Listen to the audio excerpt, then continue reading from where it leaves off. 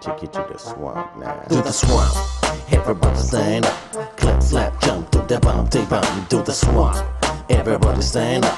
Clap, slap, jump to the bump, they bump. Clap, slap, jump to the bump, they bump. Bully, bully, bully, wella, wella, wella. A new acapella coming at you, fella.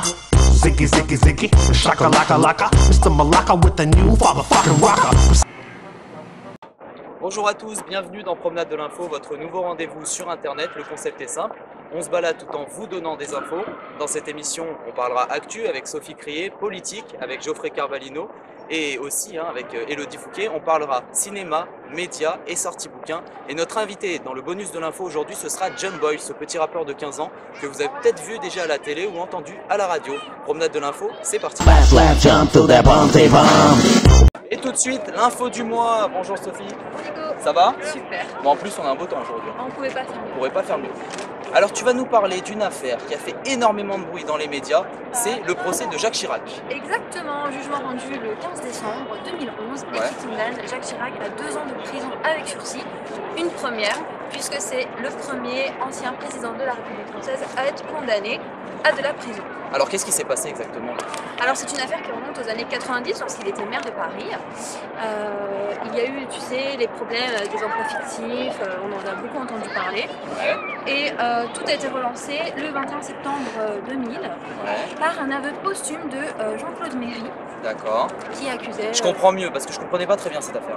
Voilà, donc il y a eu quelques problèmes avec des partis politiques, soi-disant, qui étaient plus ou moins financés par des entreprises en échange de projets en Ile-de-France. D'accord. C'est des histoires toujours un peu complexes. Alors, qu'est-ce qu'il a décidé de faire, Jacques Chirac là? Finalement, il a décidé il a fait savoir par le biais de son avocat qu'il ne ferait pas appel, mais conteste catégoriquement ce jugement.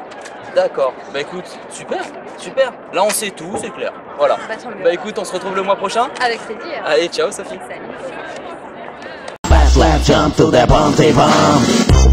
Et tout de suite l'info politique avec Geoffrey. Salut Geoffrey. Bonjour Nicolas, ça va? Ça va et toi? Très bien. On va commencer avec une loi votée à l'Assemblée nationale sur le génocide arménien. Oui, effectivement Nicolas, c'est le dernier grand fait politique de cette année 2011. C'est une loi votée au Parlement pour celui qui nierait sur le territoire français que le génocide arménien n'a pas eu lieu et qu'auprès d'une amende de 45 000 € assortie d'une peine de prison. Alors ceci a créé une crise diplomatique entre Paris et Ankara, ce qui a amené la Turquie à rappeler son ambassadeur, et à ceci, le président français Nicolas Sarkozy a répondu qu'il souhaitait du respect dans les relations entre la France et la Turquie. D'accord. Et une grève de sûreté dans les aéroports. Oui, on a pu voir que les agents aéroportuaires ont fait grève pour réclamer 200 € de plus par mois. Et ceci a créé une polémique avec un débat qui est lancé maintenant avec une question très simple. Peut-on faire grève lorsqu'il y a des grands départs en vacances? D'accord. Et enfin on va terminer avec une aide aux associations caricatives. Oui, parce que le mot de ce Noël 2011, ça a été le mot solidarité. Et on a pu voir il y a à peu près un mois que Bruno Le Maire, le ministre de l'Agriculture, est parti renégocier le programme d'aide européen aux plus démunis. Et par exemple, si ceci n'avait pas été fait, et ben c'est aujourd'hui, à partir du 1er janvier, 25% du budget des Restos du Cœur n'aurait pas pu être financé. Ah carrément. Eh oui, donc ça veut dire que ce serait des milliers de repas en mois pour beaucoup de Français malheureusement. D'accord, bah écoute, merci Geoffrey. De rien Nicolas, allez, ciao. Au prochain. Ouais, ciao.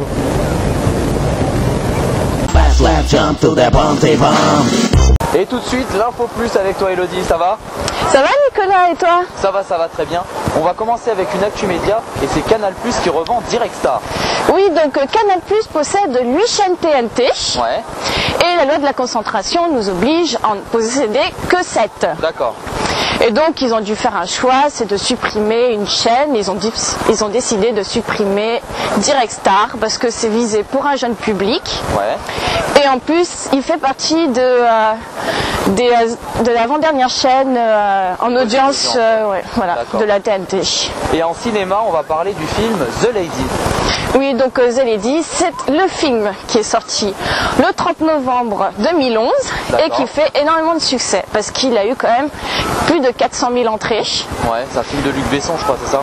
Oui, voilà, c'est un film de Luc Besson qui trace l'histoire d'Aung San Suu Kyi. Ouais. Donc Aung San Suu Kyi, c'est une femme politique birmane qui lutte lutte pour la démocratie dans son pays. Parce que dans son pays, il y a de la dictature et donc... c'est pas une vie facile quoi. Pas du tout, du tout. En plus, elle a été emprisonnée juste pour ça pendant des années dans sa propre maison. Donc, ça explique un peu cette histoire un peu terrible. Voilà. Et enfin, on va finir avec la sortie livre et c'est les 121 curriculum vitae pour un tombeau de Pierre Lamalati.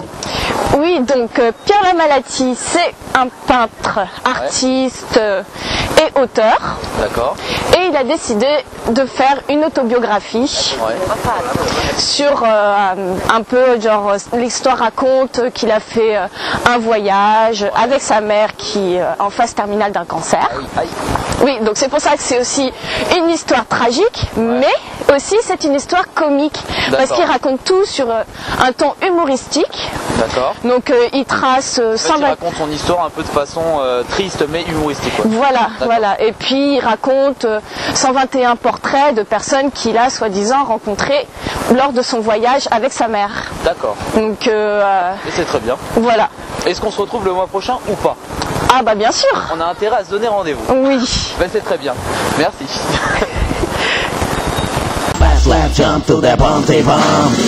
Et tout de suite le bonus de l'info avec notre invité Jumboy. Salut Jumboy. Ça va? Ça va et toi? Ah, la forme.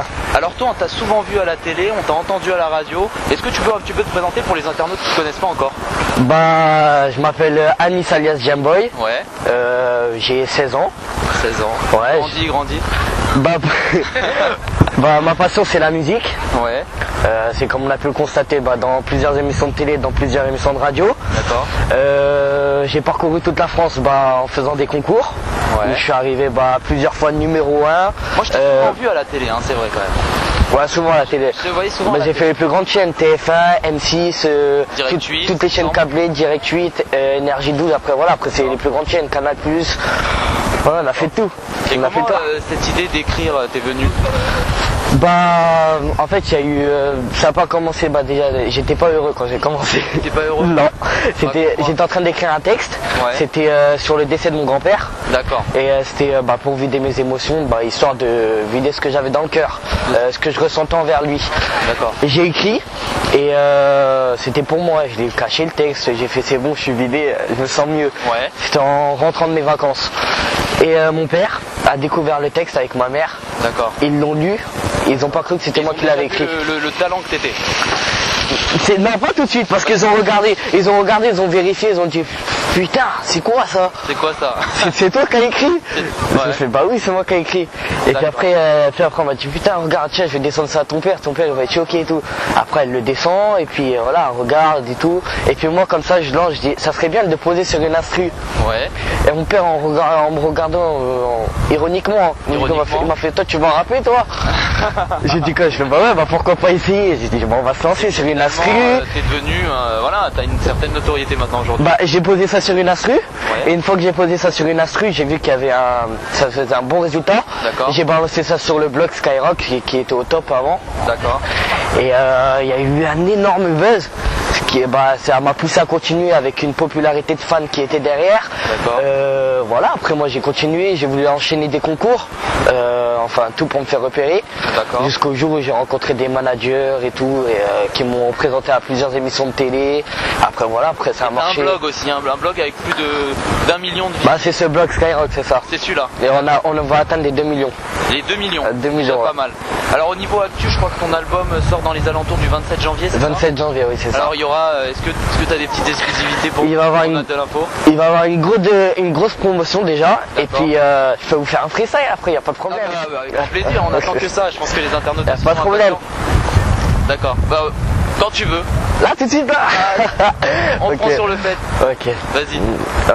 On va s'arrêter, on va pas marcher, on va faire une promenade arrêtée. Voilà. On va marcher dans le vide. Alors pour promenade de l'info, tout de suite on va voir Jumboy avec un petit peu de rap. Vas-y, je te laisse faire. Je débarque dans l'année 2007, je débute dans le hip-hop en claquant des 16. Très vite je m'adapte à ce milieu, un monde qui me rend super curieux. Au lieu de galérer dans les cases d'escalier, je cours et parcours plusieurs concours, victoire sur victoire qui me donne envie d'y croire. Malgré les pauvres, des jaloux, j'ai gardé espoir. Je me fixe un objectif, me retrouver en haut de l'affiche. Je m'instruis et construis mon avenir grâce à un public qui vient me soutenir. Wow, ça a l'air pas mal ça, je pense que ça va plaire à beaucoup de monde. Donc un album qui sort le 27 janvier. Voilà, 27 et ben, en janvier. tout cas, on te souhaite que du bonheur, Jumboy. Ouais, j'espère, moi aussi. Ciao. Et puis tu viendras quand ton album sera terminé. Il n'y a pas de problème. Très bien. Promenade de l'info, c'est terminé. On se retrouve fin janvier pour un prochain numéro. Ciao, bye bye.